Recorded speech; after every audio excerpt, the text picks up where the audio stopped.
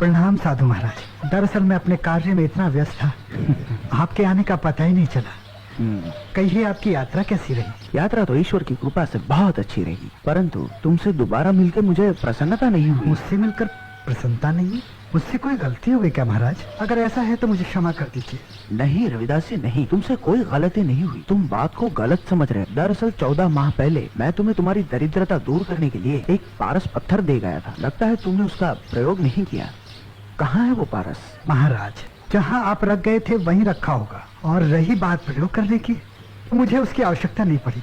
मेरे लिए तो प्रभु राम और उनकी भक्ति पारस से भी बढ़कर है। रविदास जी, धन्य हो तुम और तुम्हारी भक्ति। मैं तुम्हें नमन करता हूँ। तुमने पारस का उपयोग न कर ये साबित कर दिया कि ईश्वर को किस हद तक चाहा जा सकता है। इस सम्मान के लिए बहुत बहुत धन्यवाद। अच्छा, मैं चलता हूँ। ठहरिए महाराज, आप अपनी कोई अमानत भूल रहे हैं। क्या? अरे वही जिसे आप पारस कहते हैं। आप विराजिए महाराज, मैं अभी आया। अलख निरंजन। लीजिए महाराज। प्रणाम महाराज। अलख निरंजन। हाँ? प्रभु की माया।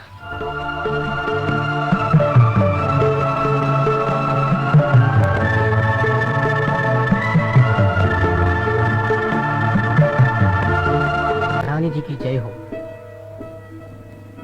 आइए आइए मंत्री जी, इतनी सुबह सुबह कैसे आना हुआ? महारानी जी, ये दूध आपके लिए संत रविदास जी ने भेजा। क्या कहा?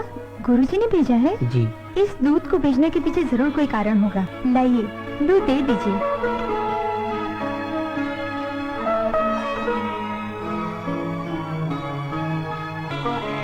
हे प्रभु, मेरे गुरुजी की लाश तेरे हाथ में है। उन पर अपनी कृपा सदा बनाए रखना।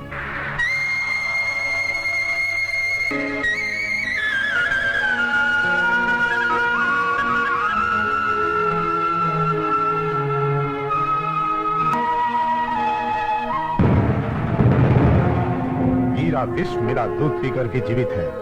इसका मतलब ये कि तुमने दूध में विष मिलाया ही नहीं। महाराज, मैं एक क्षत्रिय हूँ और क्षत्रिय कभी अपनी स्वामी की आज्ञा का उल्लंघन नहीं करता। ठीक है, कल बड़े दरबार में ये साबित हो जाएगा कि मीरा कितनी बड़ी भक्त है। मीरा, हम तुम्हें अंतिम बार समझा रहे हैं। प्रभु, साधु संत और उस शूद्र रविदास का चक्कर छोड़कर राज्य के कार्य में ध्यान दो।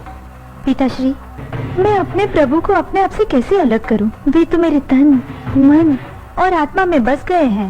और अपने गुरु को कैसे छोड़ दूं? जब से उनका भेजा हुआ दूध पिया है, तब से तो वो मेरे अंग अंग में समा गए हैं। यदि ये तुम्हारा अंतिम फैसला है तो हमारा फैसला भी सुन लो। इस पिटारे में नाग है, उस नाग को तुम अपने हाथ में पकड़ो।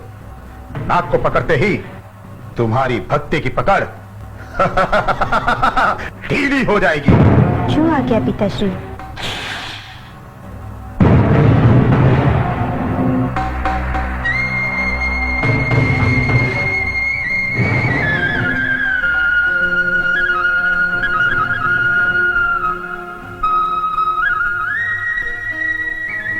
धन्य हो प्रभु, आज आपने अपनी मीरा की लाश रख ली।